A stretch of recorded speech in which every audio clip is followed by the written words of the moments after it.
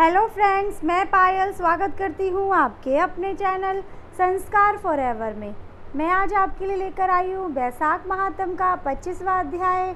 इस किताब में 25 ही अध्याय दिए गए हैं, जिन्हें लेकर मैं आपके सामने रोज़ उपस्थित हुई हूँ। मुझे उम्मीद है आपने ये अध्याय रोज़ ही सुने होंगे, क्योंकि रोज़ सुनने से हमें पूरा इसका फल प्राप्त होता है।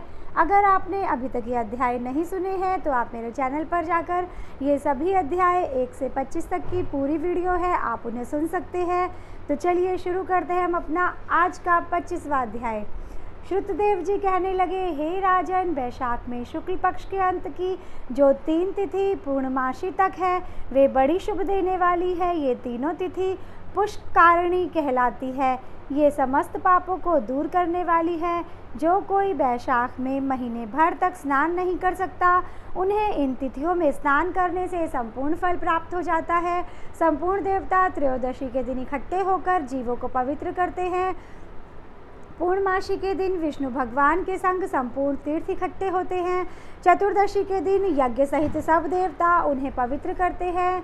कोई कैसा ही ब्रह्मघाती अथवा मद्यपान करता हो, ये सबको पवित्र करते हैं। प्राचीन काल में वैशाख की एकादशी के दिन विष्णु भगवान ने अमृत उत्पन्न किया। द्वादशी के दिन उनकी रक्षा करी। त्रयोदशी के दिन देवताओं को अमृत पिलाया और चतुर्दशी के दिन देवताओं के विरोधी दैत्यों का नाश किया तथा पूर्णमासी के दिन देवताओं ने अपने राज्य को प्राप्त किया। इससे देवताओं ने प्रसन्न हो इन तीनों तिथियों को प्रीतिपूर्वक प्रफुल्लित चित्त से वरदान दिया था। वैशाख की ये तीनों तिथियां शुभ है, पुत्र पौत्रादि फल देने वाली और मनुष्यों को पापों को दूर करने वाली है। जो अधम मनुष्य संपूर्ण वैशाख मास में स्नान नहीं कर सकते, वह इन 3 तिथियों में स्नान करने से पूर्ण फल प्राप्त कर लेते हैं। जो मनुष्य इन तिथियों में भी स्नान दान आदि नहीं करते, वे चांडाल की योनि पाते हैं और फिर रौरव नरक में जाते हैं। जो इन तीनों तिथियों में गर्म जल से स्नान करते हैं, वे 14 मनवंतर तक रौरव नरक में निवास करते हैं। पितृश्वर और देवताओं के लिए जो दही और अन्नदान नहीं करते, वे पिशाच की योनि प्रलय काल तक भोगते हैं। जो वैशाख मास में नियम पूर्वक कर्तव्य कर्मों में लगे रहते हैं, वे विष्णु भगवान की सायुज्य मुक्ति को प्राप्त होते हैं, इसमें संदेह नहीं।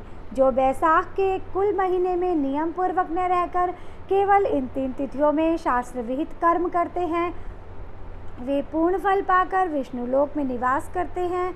जो मनुष्य देवता, पितृश्वर, गुरु और विष्णु भगवान के निमित्त स्नान दान नहीं करते, उन्हें हम शाप दे देते हैं। वे मनुष्य निसंतान, आयुहीन और दुखी होंगे। देवता ऐसा वर देकर अपने अपने धाम को चले गए।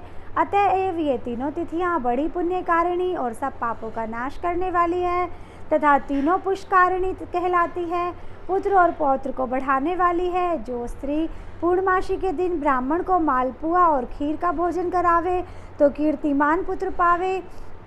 पिछले इन्हीं 3 दिनों में जो कोई गीता का पाठ करे, उसे प्रतिदिन अश्वमेघ यज्ञ का फल मिले, इसमें कोई संदेह नहीं। जो कोई इन 3 तिथियों में विष्णु सहस्त्र नाम का पाठ करता है, उसके पुण्य के फल कहने के तो किसी में भी स्वर्ग अथवा पृथ्वी भर में सामर्थ्य नहीं है। पूर्णमासी के दिन को कोई सहस्त्र नाम का पाठ करे और एक एक नाम पर मधुसूदन भगवान को दूध से स्नान करावे, तो उसके सब पाप दूर हो जाते हैं और विष्णु भगवान के लोक में जाते हैं। जो सभी उत्तम उत्तम पदार्थों द्वारा मधुसूदन भगवान का पूजन करे, तो कल्पांत में भी उसके पुण्य क्षीण नहीं होते। जो कोई मनुष्य वैशाख में न स्नान करे न दान करे, वह ब्रह्महत्यारा, गुरुघाती और पितृश्वरों का नाश करने वाला होता है। जो कोई नित्य प्रति श्री भागवत का 1 श्लोक, अर्ध श्लोक या चौथाई श्लोक पढ़े, तो ब्रह्मत्व को प्राप्त होता है। इन 3 दिनों में श्रीमद् भागवत की कथा सुनने वाला कभी भी पापों में लिप्त नहीं होता। जैसे कमल के पत्ते पर जल नहीं ठहरता है, इन तीनों तिथियों में विधिवत भगवत पूजा, स्नान दान आदि करने से मनुष्य देवता हो गए हैं, कितनी ही सिद्ध बन गए हैं और कितने ही ब्रह्मभाव को प्राप्त हुए हैं। ब्रह्मज्ञानी अथवा प्रयागराज में मरने से मोक्ष मिलता है, अथवा वैशाख मास में नियम पूर्वक स्नान करने से मोक्ष मिलती है। वैशाख की पूर्णमासी के दिन स्नान करके नीले रंग का सांड छोड़े तो समस्त बंधन से छूटकर धर्म, अर्थ, काम और मोक्ष प्राप्त होती है।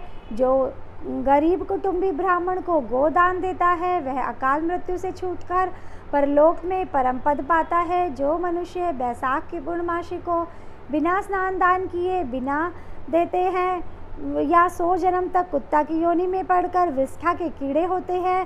तीनों भुवन में 3.5 करोड़ तीर्थ हैं। ये सब इकट्ठे होकर पाप समूह के डर से सलाह करने लगे कि पापी मनुष्य अपने किए पाप हमारे बीच में त्यागते हैं तो हमारे पाप कैसे दूर होंगे। ऐसी चिंता करते हुए तीर्थपाद हरि भगवान की शरण में गए और अनेक स्रोत द्वारा स्तुति करके प्रार्थना करने लगे। हे देव, हे जगन्नाथ, हे संपूर्ण पापों के नाश करने वाले, पापी मनुष्य हम में स्नान करके पापों को हमारे बीच छोड़ आपके धाम को चले जाते हैं। तो हे प्रभु, हम तो आपके आज्ञाकारी हैं, अतः ये पाप हे जनार्दन हमसे कैसे दूर होंगे। हे प्रभु, हम आपके चरणों के शरण के इच्छुक हैं, कोई उपाय हमारे सामने कहिए। जब तीर्थों ने ऐसी प्रार्थना की तब भूत भावन भगवान हंसते हुए मेघ जैसी गंभीर वाणी में बोले, बैसाख के महीने में मेष की संक्रांति में शुक्ल पक्ष में जो अंतिम 3 दिन है वे 3 दिन सर्वतीर्थमय पुण्य रूप है और मेरे प्राण प्यारे हैं। इनमें सूर्योदय से पहले स्नान कर जल से बाहर आ जाएं, जिससे सब प्रकार के पाप से छूट पुण्य रूप और निर्मल हो। उन तीनों दिवस के बीच जो कोई स्नान नहीं करते उस मनुष्य में ही पाप स्थिर रहता है।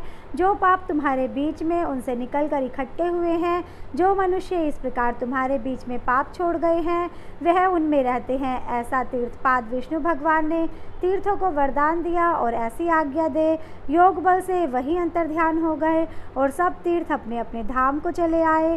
प्रतिवर्ष बैसाख के महीने में पिछले 3 दिनों में सब अपने अपने पापों को छोड़ निर्मल होते हैं। जो बैसाख के पिछले 3 दिनों में स्नान नहीं करते उन्हीं के ऊपर सब मनुष्य के पाप आकर के ठहर जाते हैं। इस प्रकार स्नान न करने वाले मनुष्यों को तीर्थ शाप देते हैं। जो कोई इन 3 दिनों में स्नान नहीं करता उनके समान कोई पापी नहीं है। ऐसा पाप किसी भी शास्त्र में न देखा है न सुना है। अतएव पिछले 3 दिवस में स्नान, दान और मधुसूदन भगवान की पूजा न करे तो इसके तुल्य कोई पाप नहीं है। जो इन कर्मों को न करे वह 14 मनवंतर तक नरक में पड़ा रहे। इस प्रकार संपूर्ण वैशाख का महात्म महामुनि महाबुद्धिमान श्रुति कीर्ति के आगे कहा हुआ जैसे जैसे सुना या देखा तदनुसार ही माधव मास की कथा वर्णन की गई है। इस महात्म को पूरी रीति से वर्णन करने की सामर्थ्य तो ब्रह्मा की भी नहीं है। पहले कैलाश के शिखर पर बैठकर पार्वती जी ने महादेव से पूछा था, तब महादेव जी 100 वर्ष तक यही कथा कहते रहे तो भी पूरी नहीं हुई। तब असमर्थ हो चुप हो गए। विष्णु भगवान जगन्नाथ श्री नारायण के बिना कोई भी बैसाख मास का वर्णन पूर्णतः नहीं कर सकता। पहले सब ऋषियों ने मनुष्यों की हित कामना से थोड़ा थोड़ा बैसाख महात्म वर्णन किया, परंतु हे राजन, किसी ने अंत नहीं पाया। असमर्थ होकर सब बैठे रहे।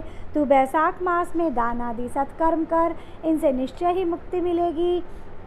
ऐसा मिथिलापति राजा जनक को समझाकर श्रुतदेव जी राजा से पूछकर जाने का विचार करने लगे तो राजा को एक साथ आह्लाद उत्पन्न हो गया, नेत्रों से जल टपकने लगा। तब उत्सव करने में प्रवृत्त हुआ और अपनी बुद्धि के लिए श्रुतदेव जी को पालकी में बैठाकर ग्राम की प्रदक्षिणा कर चतुरंगिणी सेना को संग भेजा और पीछे पीछे स्वयं चला। फिर अंतःपुर में ले जाकर वस्त्र, आभूषण, गो, पृथ्वी, तिल, सुवर्ण आदि सब प्रकार के वैभव आगे रख नमस्कार कर हाथ जोड़ सन्मुख खड़ा हो गया। तब महातेजस्वी महायशस्वी श्रुतदेव जी अत्यंत संतुष्ट हो प्रसन्न पूर्वक अपने धाम को गए। तब नारद जी कहने लगे, हे राजा अम्बरीश, यह परम अद्भुत आख्यान मैंने तुम्हारे सन्मुख वर्णन किया, जिसके सुनने से ही संपूर्ण पाप नष्ट हो जाते हैं और सब प्रकार की संपत्ति मिलती है। इसी से भोग, ज्ञान और मोक्ष प्राप्त होते हैं। नारद जी के ऐसे वचन सुन महायशस्वी राजा अम्बरीश मन ही मन ऐसा प्रसन्न हुआ कि बाहर से सब व्यापार छोड़ दिए और दंड की तरह पृथ्वी पर गिर सिर से प्रणाम करने लगा तथा सब प्रकार के ऐश्वर्यवान पदार्थों से नारद जी की पूजा करी। फिर भगवान नारद मुनि ने राजा से पूछकर अन्य लोग चले गए, क्योंकि शाप के मारे वे एक जगह नहीं रहते थे। राजश्री अम्बरीश भी नारद जी के कथनानुसार शुभ धर्मों का आचरण करते हुए निर्गुण भगवान में लीन हो गए। सूत जी बोले, जो कोई इस पाप के नाशकर्ता और पुण्य के बढ़ाने वाले परम अद्भुत आख्यान को सुनता है अथवा पाठ करता है वह परम गति को प्राप्त होता है, तथा जिसके घर में हाथ की लिखी पुस्तक है तो उसके तो हाथ में ही मुक्ति है, सुनने की भी कुछ आवश्यकता नहीं है। इस प्रकार हमारा बैसाख महात्म का अध्याय पूर्ण होता है। इस तरह से हमारे पूरे महात्म का सारा अध्याय पूर्ण होता है। जिस तरह से मेरी किताब में जो भी वर्णन किया गया था मैंने मेरी सामर्थ्य के अनुसार पूरी कोशिश करी है कि आपको ये अध्याय बहुत ही विनम्र भाव से सुनाऊं, ताकि आपको अच्छे से समझ में आए और आपका ध्यान भी विष्णु भगवान के चरणों में ही लगा रहे। अगर आपको मेरी वीडियो पसंद आई हो तो प्लीज़ मेरे चैनल को सब्सक्राइब कीजिए, बेल आइकन के बटन को ज़रूर प्रेस कीजिए और कमेंट बॉक्स में राधे राधे लिखना ना भूलिए। जय श्री कृष्ण।